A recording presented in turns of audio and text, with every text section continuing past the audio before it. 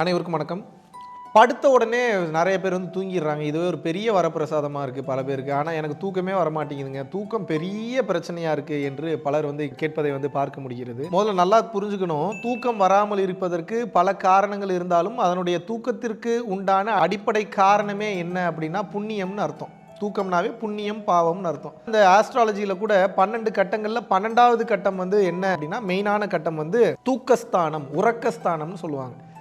அது எவ்வளோ முக்கியமான ஒரு ஸ்தானமாக இருந்தால் உறக்கத்துக்கு வந்து பார்த்திங்கன்னா ஒரு கட்டமே கொடுப்பாங்க. அப்போ பார்த்துங்க எப்படி 12வது கட்டத்தில் உறக்கஸ்தானம் கொடுக்குறாங்க அப்படின்னா அப்போ தூக்கம் என்பது ஒரு மனிதனுக்கு மிகவும் அவசியமான ஒன்று. தூக்கம்ன்ற ஒன்று இல்லைன்னா சீக்கிரமாக பைத்தியமாகி செத்து போயிடுவான். இதுதான் நடப்பது. இதில் 2 வகை இருக்குது தூக்கம் இல்லாமல் இருக்கிறதுல. ஹை எனர்ஜெட்டிக்காக தூக்கம் இல்லாமல் இருந்தீங்கன்னா உடம்பு எனர்ஜெட்டிக்காக இருக்கும், உடம்புல எந்தவித பாதிப்பும் ஏற்படாது. ஆனால் எனர்ஜெட்டிக்காக இல்லாமல் தூக்கம் இல்லாமல் இருக்கீங்க, டயர்டாகவே இருக்குன்னா உயிர் சக்தி உங்களுக்கு விரயமாகி கொண்டிருக்கிறது என்ற அர்த்தம். சீக்கிரமாக நாம் உயிர் பிரிய போகிறோம் என்று அர்த்தம். அதனால்தான் தூக்கம் மிகவும் அவசியமான ஒன்றாக இருக்கிறது. தூக்கம் இல்லாமல் அவஸ்தைப்படுறவங்க இன்றைக்கி உலகம் ஃபுல்லாக நிறைய பார்க்க முடியுது. இதை பற்றி இன்றைக்கி தெளிவாக பேசலான் இருக்கேன். அதாவது தூக்கம்னா என்னென்னா மனம் இலகுவாக மாறிவிட்டது என்ற அர்த்தம். மனம் வந்து யாருக்கு இலகுவாக லேசாக இருக்கோ படுத்த உடனே தூங்கிடுவாங்க. மனம் வந்து யாருக்கு ரொம்ப ஸ்டிஃபாக டைட்டாக ரொம்ப கடுகடுன்னு இருக்கோ அவர்களுக்கு படுத்தவுடன் தூக்கம் வராது, டீப் ஸ்லீப்புக்கு வந்து போக முடியாது. அந்த நிம்மதியான உறக்கம் என்பது அவர்களுக்கு வாய்க்க பெறாது. காரணம் என்னென்னா இறுகப்பட்ட மனம். ஸோ இறுகப்பட்ட மனம், இலகுவாகப்பட்ட மனம் ரெண்டாக பிரிச்சுக்கோங்க. அப்படின்னா stressed mind, free flow mind, ஃப்ரீயாக இருக்கக்கூடிய மைண்டு. சரணாகதி நிலையில் ஏற்றுக்கொள்ளக்கூடிய தன்மையில் இருக்கிறவங்களுக்கு வாழ்க்கை எல்லாமே எப்பேற்பட்ட ஒரு மலை போல ஒரு பிரச்சனை வந்தாலும் அது வந்து ரொம்ப சாதாரணமாக அதை டீல் பண்ணக்கூடிய பக்குவம் அவர்களுக்கு இருக்கும். ஏன்னா அதை ரொம்ப ஈஸியாக ஃப்ரீ ஃப்ளோ மைண்டடாக ஃப்ரீ ஃப்ளோ மென்டாலிட்டியில் ஈஸியாக ஏற்றுக்கிறாங்களே. ஆனால் இதுவே யார் ஒருத்தர் வந்து பார்த்தீங்க அப்படின்னா ரொம்ப ஸ்ட்ரெஸ்டாக ஒவ்வொன்றையும் எனக்கு இது வேணும் அது வேணும், அதான் எடுக்கிறவன் கொடுக்குறவன் ரெண்டாக பிரிச்சிருங்கன்னு சொன்னேன்ல. கொடுக்குற தன்மையில் இருக்கிறவன் படுத்தோடனே தூங்கிடுவான். எடுக்கிற தன்மையில் இருக்கிறவன் எவ்வளோ எடுத்தாலும் தீராது. அந்த அலிபாபா குகையில் வந்து உள்ளுக்குள்ளே வந்து போயிட்டீங்க அப்படின்னா அந்த அலிபாபா குகைக்குள்ளே உள்ளே நீங்கள் போன உடனே அவ்வளோ தங்கம் அவ்வளோ வயிறு இருக்கும். அதை எடுத்து முடிக்க முடியுமா? அது எடுக்க வந்துக்கிட்டே இருக்கும். எடுக்க ஒரு கட்டத்தில் வந்து வாழ்க்கை வீணாக போய்விடும், இறந்தும் நாம் விடுவோம். அதுபோலத்தான் கொடுக்கப்பட்ட குறிப்பிட்ட காலகட்டத்தில் இந்த 100 வருஷ வாழ்க்கைனா 100 வருஷம் இந்த ஆவரேஜ் லைஃப் ஸ்பேனில் இறைவனை பார்ப்பதை விட்டு பொருள் தன்மையிலேயே அதிகம் நாம் சென்று, பொருள் வேணும் தான் நான் இல்லைன்னு சொல்ல, அளவான பொருள் எல்லாமே அளவு தாங்க. உணவு, அறிவு, தங்கம், வைரம், பணம், லிக்விட் ஐட்டம்ஸு, இல்லாட்டினா ஊர் சுற்றக்கூடிய ஆசை எல்லாமே லிமிட்டாக இருக்கிற வரைக்கும் பிரச்சனை இல்லை. லிமிட்டை தாண்டி அன்லிமிட்டடாக வேறு எதுவுமே இருக்கக்கூடாது. அருள் நிலையை தவிர அன்லிமிட்டடாக எது இருந்ததுனாலும் பிரச்சனை தான் இந்த உலகம் சார்ந்த வாழ்க்கையில். அப்போது யார் ஒருத்தங்க கொடுக்குற மனநிலையோடு வாழ்கிறீங்களோ நீங்கள் நோட் பண்ணி பாருங்கள், உங்களுக்கு சீக்கிரம் தூக்கம் வரும். எடுக்கிற மனநிலையில் நீங்கள் இருக்கீங்கன்னா நிம்மதியாக தூக்கம் வராது. அதுக்கு பேர் எப்படி வேணாலும் வச்சுக்கோங்க. நான் சீரியல் என்டர்பிரினர்னு வச்சுக்கோங்க, நான் வந்து பிஸ்னஸ் மேக்னெட்டுன்னு வச்சுக்கோங்க, நான் வந்து வியாபார காந்தம், எப்படி நீங்கள் வச்சுக்கிட்டீங்கனாலும் தூக்கம் நிச்சயமாக வராது. உலகம் சார்ந்த விஷயங்களில் நீங்கள் பெரிய நிலையை அச்சீவ் பண்ணலாம், உள்தன்மையில் நிம்மதியான தூக்கம் இருக்காது. கடைசி காலகட்டங்கள் மிகவும் கொடூரமானதாக செல்லும், பல்வேறு வியாதிகளுக்கும் உட்பட வேண்டிய அவசியம் என்பது இருக்கும்.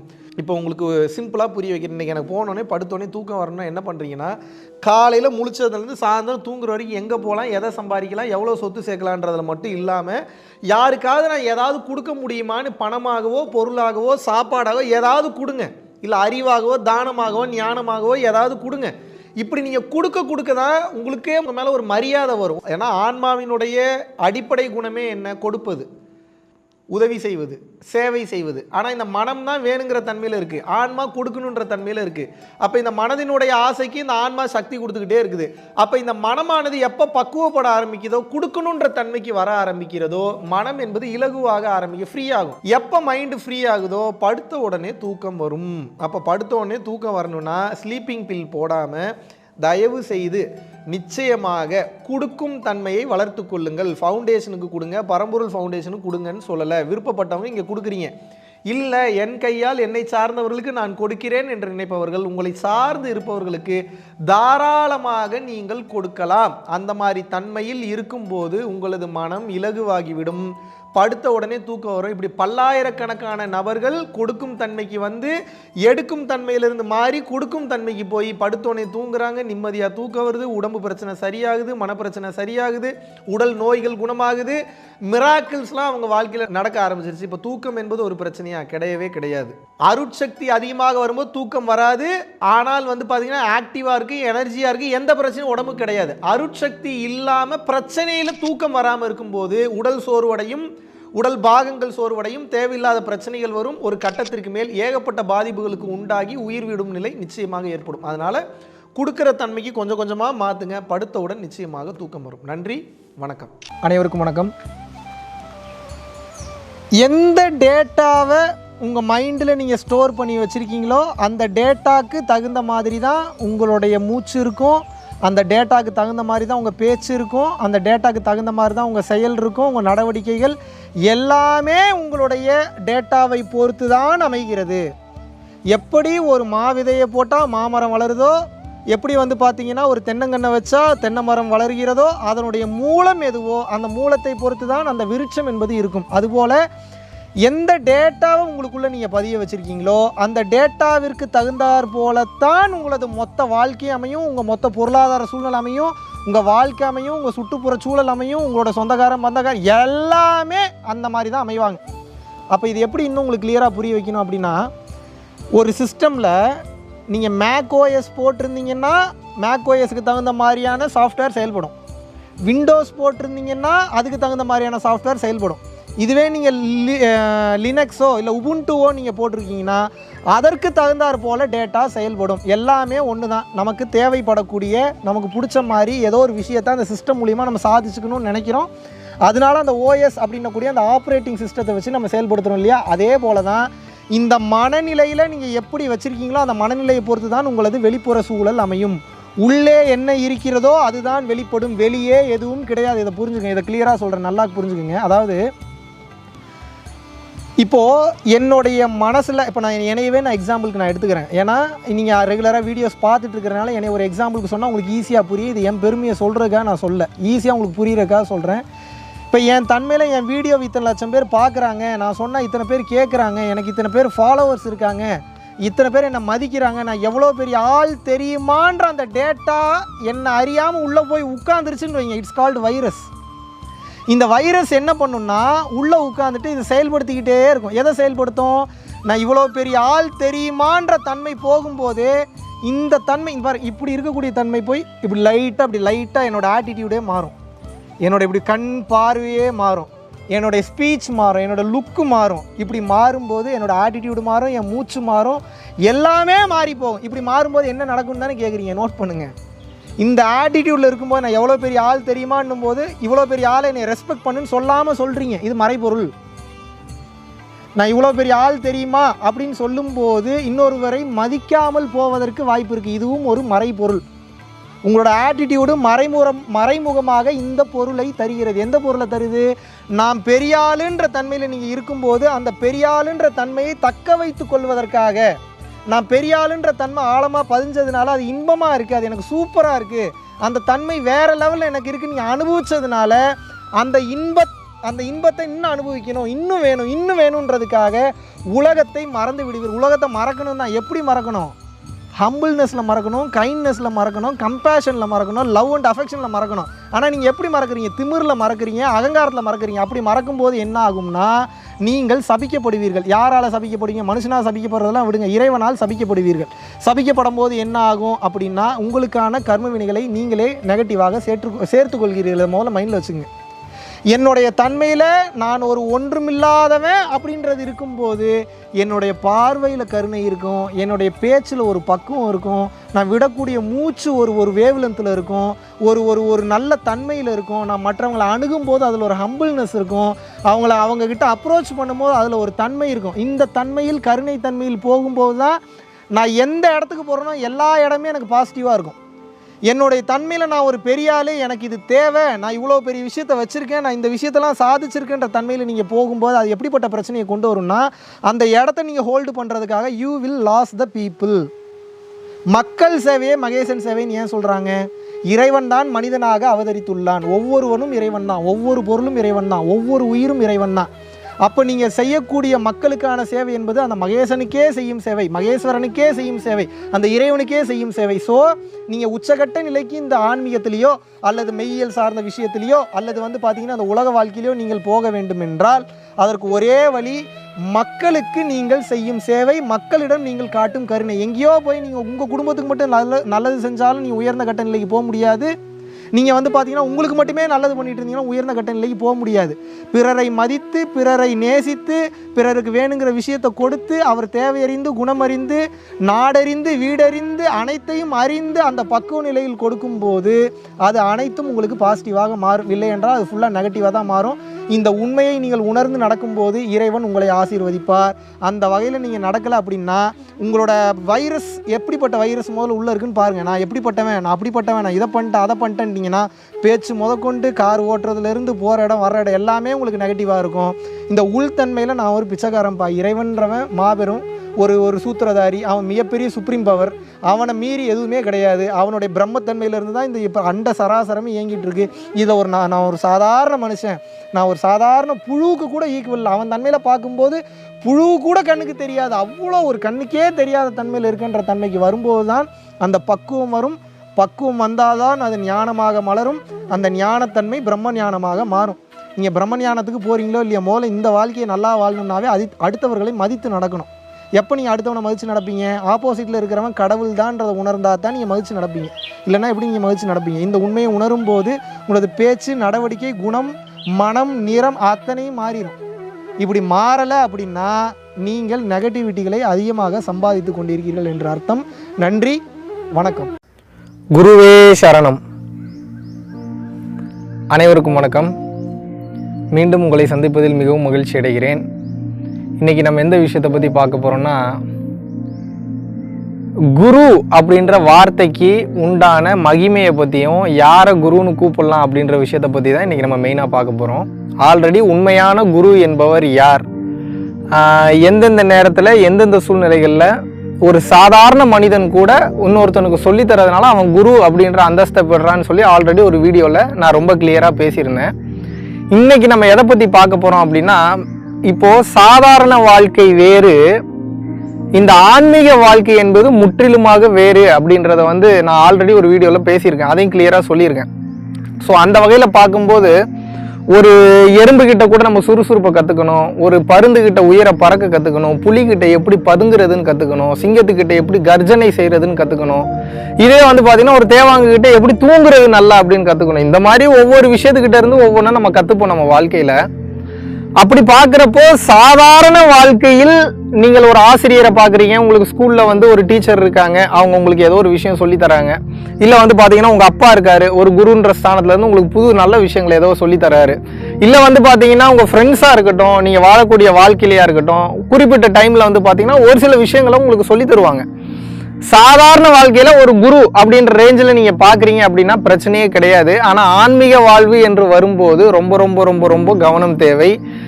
உங்களுக்கு கவனம் தேவைன்றதை விட எனக்கும் ரொம்ப கவனம் தேவை, நம்ம எல்லாத்துக்கும் கவனம் தேவை. ஏன் அப்படின்னா, நம்ம என்னைக்கு ஆன்மீக பாதையில செல்லும் போது ஒருத்தர் குரு அப்படின்னு நீங்க ஏத்துக்கிறீங்களோ அவங்க அதுக்கு மிக உயர்ந்த பக்குவத்துல, மிக உயர்ந்த தன்மையில, மிக உயர்ந்த ஞானத்துல இருக்கிறவங்களை மட்டும்தான் பரிபூரணம் அடைந்தவர்களவே. இப்போ அகத்தியர், போகர், புலிப்பாணி, சட்டைமுனிநாதர், காலங்கிநாதர், தேரையர், சிவானந்த பரமஹம்சர், இந்த மாதிரி மிக உயர்ந்த மகான்கள், மிக உயர்ந்த சித்தர்கள்லாம் சீடர்களே அப்படின்னு கூப்பிடுறது ரொம்ப குறைவு. என் மக்களே, என் உறவே, அந்த மாதிரி தான் கூப்பிட்டவங்களே கூப்பிட்டாங்க. குருகுலம் அந்த டைம்ல இருந்ததுனால சீடர்கள் அப்படின்ற பேர் வந்துருச்சே தவிர, மற்றபடி ஆன்மீகத்துல மிக உயர்ந்த நிலையில இருந்தவங்களே ஒரு தலைவன் மாதிரியோ இல்ல தொண்டன் மாதிரியோ அந்த மாதிரி இல்லைங்க. அங்க இருந்ததே பாத்தீங்க அப்படின்னா ஒரு மிக உயர்ந்த ஞானத்தை சொல்லி தரதுனால அவங்கள குருமார்கள் அப்படின்னு நம்ம அழைத்தோம். அதுவும் பரிபூர்ணத்துவம் அடைந்தவர்கள், முக்தி நிலை அடைந்தவர்கள், அந்த மாதிரியான வார்த்தைகள் சொல்லி நம்ம உபயோகப்படுத்தணும் கூப்பிட்டோம். ஆனா இன்னைக்கு நம்ம இருக்கக்கூடிய காலகட்டத்துல நீங்க கார்பரேட் லெவல்லையோ இல்ல பாத்தீங்கன்னா தனியா இருக்கக்கூடிய ஜீவ சமாதிகள்லயோ இல்ல மற்ற ஆன்மீக போதனைகள் பண்ணக்கூடிய எல்லாருமே குரு அப்படின்னு இன்னைக்கு நம்ம சொல்லிட முடியாது. ஏன் அப்படின்னு பாத்தீங்கன்னா, மெயினா என்ன குருன்னு கூப்பிடாதீங்க, இது மெயினான ஒரு டாபிக். ஏன்னா இப்போ கமெண்ட்ஸில் மற்ற விஷயங்களில் மெயில் அனுப்பும்போது குருன்னு கூப்பிடுறீங்க, குருஜின்னு கூப்பிடுறீங்க, எனக்கு ரொம்ப கஷ்டமாக இருக்குது. ஏன் கஷ்டமாக இருக்குது அப்படின்னா, மிகப்பெரிய குருமார்களே வந்து பார்த்தீங்கன்னா உயர்ந்த நிலையில் ஆன்மீகத்தில் நல்ல நிலையில் இருக்கிறவங்களே இன்னும் ட்ராவல் பண்ணி போயிட்டு இருக்காங்க, இன்னும் அந்த சூன்யம்ன்ற நிலையை அச்சீவ் பண்ணணுன்றதுக்காக. அப்போது நாமெல்லாம் இன்னைக்கு ட்ராவல் பண்ண வேண்டியது எவ்வளோ இருக்குது? இது ஒன்று. என்னதான் நம்மளுடைய அனுபவங்கள் சமாதி நிலை அனுபவங்கள் அளவுக்கு உயர்ந்திருந்தாலும் கூட இந்த உலகத்தில் இன்னும் உயிர் இருக்குது அப்படின்னா நமக்குன்னு சில கடமைகள் இருக்குது. அந்த கடமைகளை முடிக்கிறதுக்காக தான் இங்கே இன்னும் வாழ்ந்துக்கிட்டு இருக்கோம் இல்லைங்களா? ஸோ அந்த வகையில் பார்க்கும்போது நீங்கள் குருன்னு பரிபூர்ணம் அடைந்தவர்கள், ஜீவ சமாதி அடைந்தவங்க, ஒளி உடலாக கலந்தவங்க, அந்த பிரம்மத்தோட ஒன்று கலந்தவங்களை பிரம்ம ஞானியாக கருதி அவங்கள தாராளமாக குருன்னு கூப்பிடலாம். ஆனால் இந்த மாதிரியான இப்போ என்ன மாதிரியான பர்சன்ஸ் உங்களுக்கு நல்ல விஷயங்களை சொல்லித்தரணும் முன்னாடி வரவங்களா யாருன்னு வந்து பார்த்தீங்கன்னா குரு கிடையாது. நாங்கள்லாம் உங்களுக்கு வழிகாட்டிகள் நீங்கள் தாராளமாக எங்களை எடுத்துக்கலாம். இது எப்படி உங்களுக்கு புரிய வைக்கணும் அப்படின்னா, இப்போ ஒரு ஜிபிஎஸ் கருவி மாதிரி நாங்கள்லாம். இப்போ ஜிபிஎஸ் கருவினா என்ன பண்ணோம், நீங்கள் இந்த இடத்துல இருந்து இந்த இடத்துக்கு போகணும்னு ஆசைப்பட்டு ஃபிக்ஸ் பண்ணிட்டீங்கன்னா இந்த வழியாக போகலாம், இப்படிலாம் போயிடலாம், இங்கெல்லாம் போனால் இந்த மாதிரிலாம் பிரச்சனை இருக்குன்னு சொல்லி ஆல்ரெடி நாங்கள் ட்ராவல் பண்ணி வந்ததுனால உங்களுக்கு ஒரு நல்ல கைடாக இருக்கும். ஆனால் நீங்கள் காரில் போனாலும் சரி, பைக்கில் போனாலும் சரி, டூ வீலரில் போனாலும் சரி, நடந்து போனாலும் சரி, அந்த பாதையில் நடந்து போகிறது யார்? நீங்கள் தான் போகணும். அப்போ சொல்லுங்கள், ஒவ்வொருத்தருக்கும் ஒவ்வொரு விதமான அனுபவம் இருக்கும். திருக்குறளை பற்றி 1000 கருத்துக்கள் வச்சுருப்பாங்க, 1000 ஞானிகள் வேற மாதிரியான கருத்துக்கள் ஒரே திருக்குறளுக்கு கூட. அது அவங்க ஞானத்தை பொறுத்தது. அந்த மாதிரி ஆன்மீகத்தில் இருக்கிறவங்களா அப்போ மற்றவங்களா குருன்னு தன்னை வச்சுக்கிறாங்க, குருஜின்னு கூப்பிடுறாங்க. இதெல்லாம் இப்போ பொய்யா தப்பான்னு கேட்குறீங்க. அதுவும் தப்பு கிடையாது. என்ன காரணம்னு அதையும் நான் கிளியராக சொல்லிடுறேன், புரிஞ்சுக்கோங்க. இப்போ உங்களுக்கு தெரியாத ஒரு விஷயத்தை கற்றுக்கிறதுக்காக நீங்கள் உள்ளே வரீங்க. எங்கே போனீங்கனாலும் 1வது 2வது நாள் தெரியாத விஷயத்தை தான் கற்றுப்பீங்க. ஆன்மீகம்ன்றது கம்ப்ளீட்டாக வேறு டைமென்ஷன். நீங்கள் இது வரைக்கும் வாழ்ந்த வாழ்க்கையே ஒன்றும் இல்லைன்னு சொல்லக்கூடிய ஒரு விஷயம் தான் ஆன்மீகம். அப்போ உங்களுடைய சராசரி வாழ்க்கையை புரட்டி போடுற அளவுக்கு இந்த ஆன்மீகம் இருக்கும். ஸோ அப்படி நீங்கள் உள்ளே வரும்போது நாங்கள் ரொம்ப கேஷுவலாக ஜாலியாக உங்களுக்கு ரொம்ப அதான் வலிய போனேன் அப்படின்னு கிளவிதான் அப்படின்னு ஒரு வார்த்தை சொல்லுவாங்க தெரியுமா? உங்களுக்கு நல்லா இருக்கணுன்றதுக்காக பல குருமார்கள் முன்னாடி வருவாங்க, சொல்லித்தரக்காக வருவாங்க. சொல்லித்தர வரும்போது அவங்கள மாதிரியே உங்களை மாதிரியே நாங்களே இருந்துட்டோம் அப்படின்னா ரொம்ப ஈஸியாக போயிடுற மாதிரி இருக்கு ஒரு சில பேருக்கு மென்டாலிட்டி. அப்போ சொல்றதை கவனிக்க மாட்டாங்க, ஃபாலோ பண்ண மாட்டாங்க. இதனால பின்னாடி ஏதாவது பிரச்சனை வந்துருமோ, இவனை எப்படி வழி நடத்தி கொண்டு போறது அப்படின்றது அவங்க ரொம்ப தெளிவா இருக்கிறதுனால குரு அப்படின்ற ஒரு அந்தஸ்தை கொடுத்தாச்சு அப்படின்னா இப்போ அவங்களுக்கு என்ன ஆயிடும்னா அந்த குருன்ற அந்த வார்த்தைக்கு கட்டுப்பட்டு மரியாதை கொடுத்து அவங்களுக்கு கட்டுப்பட்டு நிற்பாங்க. ஆனா என்னைக்கு அந்த குருன்ற அந்தஸ்தெல்லாம் இல்லைனாலும் பரவாயில்ல, நான் வந்து ஆஸ் யூஷுவல் எப்பயும் போல என் மனிதர்களை என் மக்களை என்ன ஒருத்தனை போல தான் பார்க்குறேன், தம்பி தங்கச்சியா பார்க்குறேன் அப்படின்ற அந்த நம்பிக்கை வந்ததுக்கு அப்புறம் எல்லாரும் ஒரே மாதிரி தான் நம்ம பார்க்குறோம். இவன் நான் சொன்னா கேட்பான் அப்படின்ற நம்பிக்கை வந்துருச்சுனாலே அந்த குருன்ற அந்தஸ்தே தேவையில்லை. இவன் என்ன சொல்ல வரான்ற விஷயத்தை நீங்க பாத்துக்கிட்டீங்கன்னாவே வாழ்க்கையில மிக உயர்ந்த இடத்துக்கு போயிடுவீங்க. யாரு சொல்றாங்கன்னு பாத்தீங்கன்னா என்னைக்கும் பிரச்சனை தான். ஏன் அப்படின்னா தத்துவங்களும் மிகப்பெரிய விஷயங்களும் மிகப்பெரிய பாசிட்டிவான விஷயங்களும் சின்ன சின்ன விஷயங்கள்ல தான் ஒளிஞ்சுக்கிட்டு இருக்கு. ஸோ விஷயத்தை பார்க்காம சின்ன விஷயத்துக்கு பின்னாடி இருக்கக்கூடிய பெரிய கருத்து என்னன்றதை பார்த்துக்கிட்டீங்கன்னா வாழ்க்கை மிக சிறப்பானதாக இருக்கும். இதனாலதான் உங்களுக்கு மறுபடியும் நான் சொல்றேன், குருஜி என்று கூப்பிடுவது தவறு கிடையாது. ஆனா என்ன தயவு செஞ்சு கூப்பிடாதீங்க. ஏன்னா மற்றவர்களை கூப்பிடுறத பத்தி நான் விமர்சனம் எதுவுமே பண்ணல. அவங்கள கூப்பிடுறதுன்னா தாராளமா கூப்பிட்டுங்க. நான் உங்களுடைய சகோதரனாகவே இருக்க விரும்புகிறேன், ஒரு வழிகாட்டியாக இருக்க விரும்புகிறேன். உங்களுக்கு பாதையை போட்டு காட்டுறது மட்டும்தான் நான். ஒன்ஸ் இந்த வித்தையை தெரிஞ்சுக்கிட்டீங்க, கத்துக்கிட்டீங்கன்னா நீங்க பாட்டுக்கு உட்காந்து பயிற்சி பண்றது மட்டும்தான் உங்க வேலை. நம்ம 2 பேருக்கு அடுத்து மீட்டிங்கே வேலை கிடையாது. உண்மையான குரு என்பவர் யார் அப்படின்னு வந்து பாத்தீங்கன்னா அவரவர் மனம்தான் அவரவருக்கு குருவாக மாறும். அது எப்போ மாறும்? ஒரு குறிப்பிட்ட காலகட்டம் வரைக்கும் மனதை கையாள்றது எப்படின்றது தெரியல அப்படின்னா இப்போ அடுத்தடுத்த கிளாஸ்ல அதை நான் டீட்டெயில்டா சொல்லி தரேன். ஏன்னா அது 5 நிமிஷத்துல சொல்லி புரிய வைக்க வேண்டிய டாபிக் இல்லை. அது 1 டே ஃபுல்லா உட்காந்து புரிய வச்சாதான் புரிய வைக்க வேண்டிய டாபிக். அது கிளாஸ்ல கண்டிப்பா மனதை எப்படி கையாளுவதுன்றதை நான் சொல்லித்தரேன் நிச்சயமாக. மெயினா நீங்க பார்க்க வேண்டியது வந்து பாத்தீங்கன்னா இந்த மாதிரி மனதை கையாளும் அந்த வித்தையை கையாளும் வரை, தெரிந்து கொள்ளும் வரை உங்களுக்கு மிகவும் கஷ்டமாகத்தான் இருக்கும், மிகவும் கடுமையாக இருக்கும். இந்த மனசை அடக்கி ஆள்றது ரொம்ப கஷ்டமா இருக்கும். ஆனா நீங்க இந்த வித்தையை எப்ப கையாளுறது தெரிஞ்சுக்கிட்டீங்களோ அதுக்கப்புறம் மற்ற எல்லா விஷயமே உங்களுக்கு வந்து ஆட்டோமேட்டிக்காவே ஈஸி ஆயிடும். அப்போ உங்களுடைய மனம் நாசக்காரனாக இருந்தது ஒரு கட்டத்திற்கு மேல் உங்களுடைய மனமே உங்களுக்கு குருவாக மாறும். உங்கள் மனம் உங்களுக்கு பல விஷயங்களை சொல்லி கொடுக்கும்.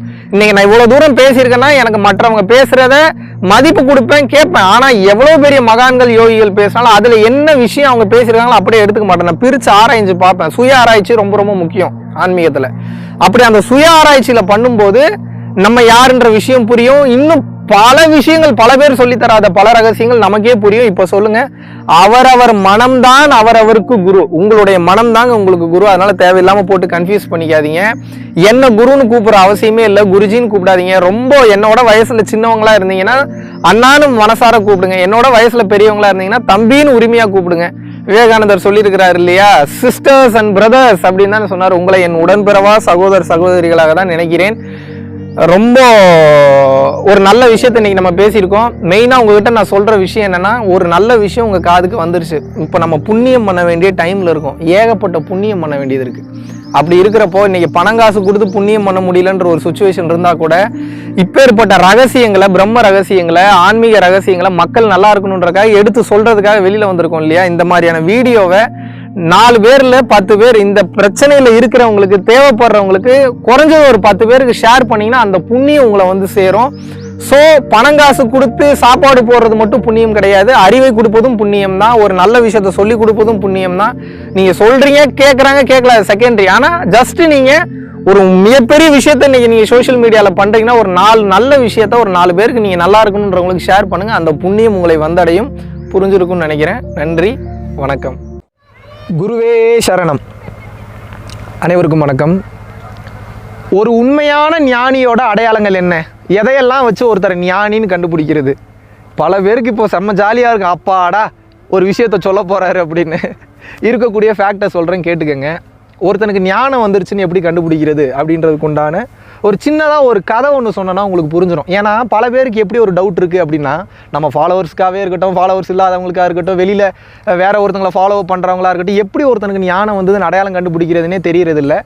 ஒருத்தர் வந்து பார்த்தா ஞானம் வந்துட்டா ஒருத்தருக்கு வெளிமூச்சு போகாது, உள்மூச்சு தான் போகுங்கிறாரு. இன்னொருத்தர் என்ன சொல்கிறார், ஞானம் அடைஞ்சிட்டாருன்னா ஒருத்தருக்கு அரைக்கண்லேயே போதை நிலையிலேயே தான் இருப்பார் அப்படிங்கிறார் ஒருத்தர். இன்னொருத்தர் என்ன சொல்கிறாரு, ஞானம் அடைஞ்சிட்டாருன்னா கண்ணெல்லாம் ஓஷோ மாதிரி பெருசாகிடும், 2 மணி நேரம் 3 மணி நேரம்னாலும் சிமிட்டவே மாட்டாங்க அப்படின்றாங்க.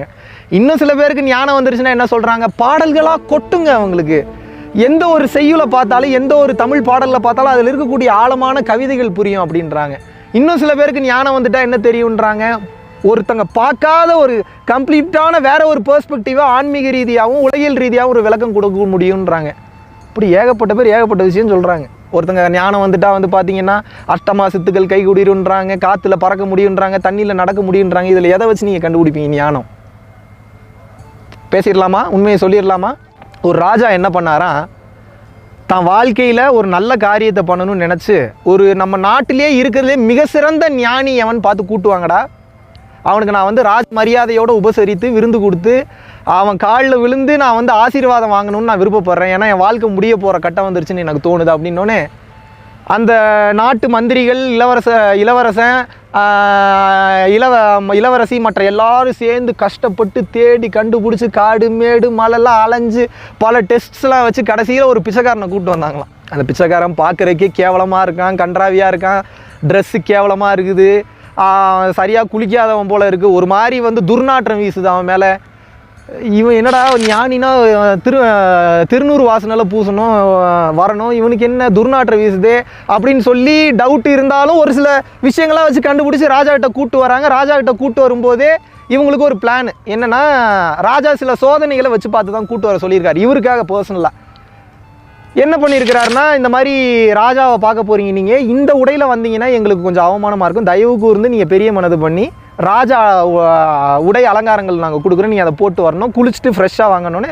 அவ்வளோதானே, போட்டு போகணும், டக்குன்னு குளிச்சு முடிச்சு ட்ரெஸ் எல்லாம் வாங்கி வேறு லெவலில் மாட்டிட்டு வாங்க போவோன்ட்டு ஏறிட்டாப்புல.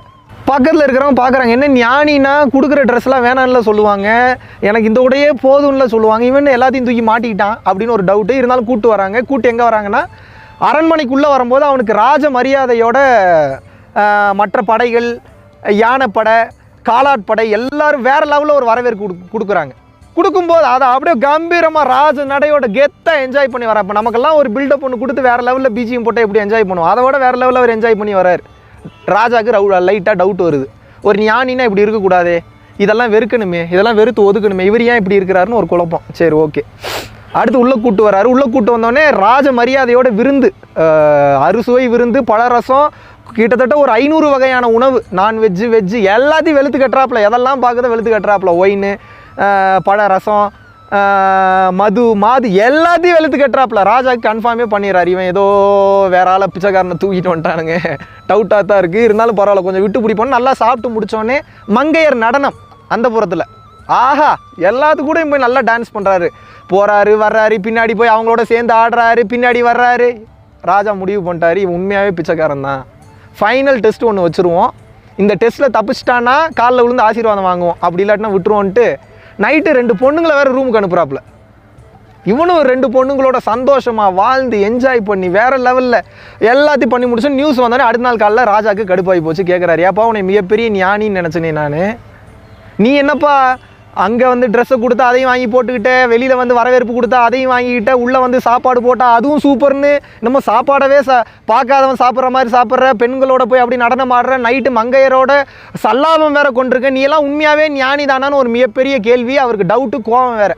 உடனே அவர் பார்க்குறாரு அந்த ஞானி, என்னப்பா அதை தெரிஞ்சுட்டு நீ என்ன பண்ண போகிற, நான் ஞானியா இல்லையான்னு தெரிஞ்சுட்டு நீ என்ன பண்ண போகிற, அதனால உனக்கு என்ன பயன், இல்லை நீங்கள் தான் ஞானி, நான் ஞானி தானே, நான் தெரிஞ்சுக்கிட்டே ஆகணும், ஏன்னா நான் உங்கள்கிட்ட ஆசீர்வாதம் வாங்கணும், நானா என் ஆசீர்வாதம் வந்துட்டா மட்டும் நல்லா இருப்பியா நீ, இல்லை எனக்கு அப்படி தோணுது, ஞானிகள்கிட்ட ஆசீர்வாதம் வாங்கணும், இப்போ நான் ஞானியான்னு தெரிஞ்சுக்கணும் அவ்வளோதானே. ஆமாங்க தெரிஞ்சுக்கணும்.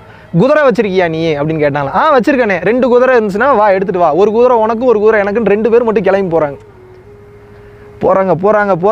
இந்த மாதிரி ஒரு பறந்து விருந்து இருக்கக்கூடிய ஒரு நிலம் போனால் ஒரு எண்டு இந்த மாதிரி வந்து நிற்கிது, அந்த நாட்டோட எல்லை முடியுது, 2 பேரும் குதிரையை விட்டு கீழே இறங்குறாங்க. கீழே குதிரையை விட்டு இறங்கின உடனே டக்குன்னு என்ன பண்ணாருன்னா அந்த ராஜாவை கீழே இறங்கி வர சொல்கிறாரு. கீழே வராரு. அந்த ஞானி என்ன பண்ணுறாரு, தான் போட்டிருந்த ராஜாவுடைய அலங்காரத்தை எல்லாத்தையும் கழட்டி தூக்கி வீசிட்டு, அவர் என்ன பழைய கிழிஞ்ச அந்த ட்ரெஸ்ஸை வச்சுருந்தாரோ அதே கோமணம், அதே மாதிரி கிழிஞ்ச சட்டை, தலையெல்லாம் களைச்சி விட்டு, நான் வந்து என்னுடைய தற்காலிக ஒப்பனையிலேருந்து அலங்காரத்துலேருந்து வெளியில் வந்துட்டேன், என் பழைய வாழ்க்கைக்கு இப்போ நான் வந்துட்டேன், எங்கே நீ வா பார்ப்போம், கிளம்பலாம் 2 பேரும் அப்படின்னு கூப்பிட்டாரான். உடனே அவர் சொன்னார், அரசன், ஐயோ என்னையா லூசா நீ, நான் ஒரு நாட்டோட அரசன், எனக்கு பின்னாடி என் மனைவி இருக்கா, குழந்தைங்க இருக்காங்க, எவ்வளோ பெரிய படைகள் இருக்குது, இதெல்லாம் விட்டுட்டு நான் எப்படி வர்றது அப்படின்னாரான். அதான் சொன்னாரான் அவர், அவ்வளோதான்ப்பா உனக்கு எனக்குள்ள வித்தியாசம், ஞானம்ன்றது நீங்கள் நினைக்கிற மாதிரி ஏதோ பெரிய விஷயம் கிடையாது, ஒரு விஷயத்தை கொடுத்தாலும் முழு மனசோட ஏற்றுக்கிட்டு, கொடுக்கலனாலும் அதையும் முழு மனசோட ஏற்றுக்கிறோம் பார்த்தீங்களா, அவ்வளோதான்ப்பா ஞானம். இப்போ நீ எல்லாத்தையும் எனக்கு கொடுத்த, முழு மனசோட ஏற்றுக்கிட்ட, அதனால நான் ஒன்றும் பாதிக்கப்படலை. ஏன் அப்படின்னா என்ஜாய் பண்ணதோட அதோட விட்டுட்டேன், தூக்கி போட்டேன், நான் அதோட முடிஞ்சு போச்சுன்னு விட்டுட்டேன். ஆனால் நீ என்ன பண்ணுற, ராஜான்ற அந்த அலங்காரத்தோடைய, அந்த கெத்தோடைய, அந்த பில்டப்போடைய, அந்த நடை உடை பாவனையிலே நான் ராஜானே நீ வாழ்ந்து செத்துற, கடைசி வரையும் அடுத்த பிறவி வந்துடுற.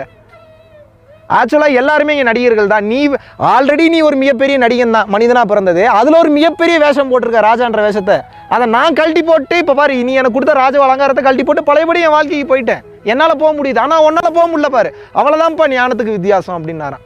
ஒரு அஞ்ஞானிக்கு ஞானிக்கு இருக்கக்கூடிய வித்தியாசமே அவ்வளோதான். ஸோ நீங்கள் சிம்பிளாக இதில் தெரிஞ்சுக்க வேண்டியது என்ன, வெரி சிம்பிள்.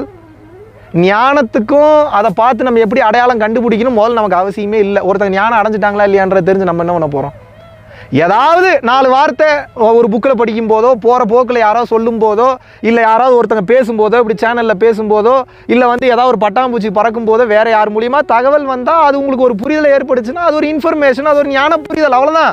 இதுக்காக இன்னொருத்தவங்களை தூக்கி வச்சு கொண்டாடணுன்றது கிடையாது, கடவுளாக பார்க்கணுன்றது கிடையாது, பெருசாலாம் பேசணுன்ற அவசியம் கிடையாது. இப்போ ஞானிகளை பொறுத்த வரைக்கும் அவங்க தன்மையில் கரெக்டாக இருப்பாங்க, வெளியிலேருந்து எதையும் உள்ளேயும் எடுத்துக்க மாட்டாங்க. தன்னுடைய நிலையில் வெளியிலே பூகமாக வந்தால் தன் நிலையில் ரொம்ப கரெக்டாக உலக மயக்கத்துக்கு ஆரவாரப்படாமல் நிம்மதியாக கேஷுவலாக இருப்பாங்க. ஆனால் மனிதர்கள் மட்டும்தான் வளர்ச்சி வரும்போது உயரமாகவும், தாழ்வு வரும்போது கம்மியாகவும், லோவாகவும், கோவத்தோடவும், படபடப்போடவும், டென்ஷனோடவும் வாழ்க்கை வீணடிக்கிறது. ஞானியா இல்லையான்னு தெரிஞ்சு நம்ம என்ன பண்ண போகிறோம், நம்ம எப்படி ஞான புரிதல் அடைகிறதுன்ற வாழ்க்கையை பாருங்கள், வாழ்க்கை சிறப்பானதாக இருக்கும். நன்றி.